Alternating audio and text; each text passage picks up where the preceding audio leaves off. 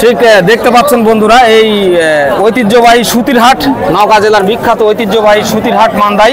আপনারা এই বলদ দেখতে পাচ্ছেন। বলদ গরু আসলে আপনারা কি জানেন? বলদ মানে হচ্ছে যে ষাঁড় গরুর, যে ষাঁড় গরুকে দেশি পদ্ধতিতে যেটি বলা হয় প্যারাই, ঠিক প্যারাই করে দেওয়ার পর যে বিষয়টা দাঁড়ায় আসলে সেটিকে বলদ বলা হয়। আর এই বলদই দেখতে পাচ্ছেন, দীর্ঘদেহী কিন্তু বলদ, প্রায় 5-6 মণ ওজন হয়ে যাবে বলদের।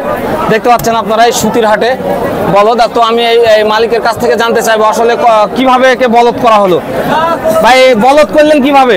ভাই প্যারাই করে। আপনি নিজে করছেন নাকি? না, মানুষ দিয়ে করাই নিছেন। বলদ গরুর মাংস তো সবচাইতে টেস্টি হয়ে থাকে, সর্বোচ্চ টেস্টি হয়ে থাকে। প্যারাই করার পরে কি এটা কি বিচি খুলে নেওয়া হয়? যে প্রজননের যে বিচিটা, সেটি আসলে এই ষাঁড়ের বিচি খুলে নেওয়া হয়।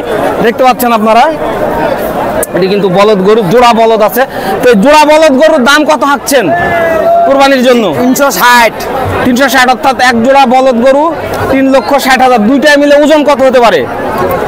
11 মণ, 11.5 মণ, 11 মণ 12 মণের মতো হবে ওজন। আচ্ছা, বলদ গরু মূলত খায় কি? ঘাস, খড়, মানে এই দেশি খাবারই সব খেয়ে থাকে আর কি। বলদ গরুর মধ্যে আসলে বন্ধুরা, বলদ গরুর মধ্যে কিন্তু কোনো ভেজাল থাকে না। আসলে বলদ গরুগুলা কিন্তু এমনিতে সবচাইতে সুস্বাদু মাংস হয় কিন্তু বলদ গরুর। আপনারা চাইলে কিন্তু এই সুতির হাট থেকে কিন্তু বলদ গরু কালেক্ট করতে পারেন। অনেক বলদ গরুরও সমাহার কিন্তু আমি আজকে লক্ষ্য করেছি সুতির হাটের এই বাজারে, সুতি বাজারে। দেখতে পাচ্ছেন। আপনাদের বাসা কোথায়? বাসা কানালতলি, চকগোলায়, দেলোয়াবাড়ি হাট।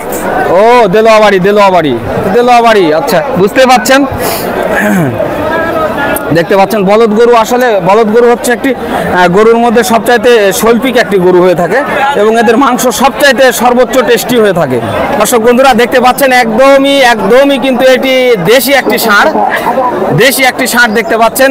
আনুমানিক ওজন কত? 4 মণ হবে কাকা? হ্যাঁ, মানে 3.5 মণের উপরে হবে। সেই গরুটি বিক্রি হয়ে গেল। কত দিয়ে বিক্রি করলেন কাকা? 1,01,000। 1,01,000। কত হলো? 1 লাখ। কত? 1,17,000। এটা কি গাই গরু? কুরবানির জন্য না হলো?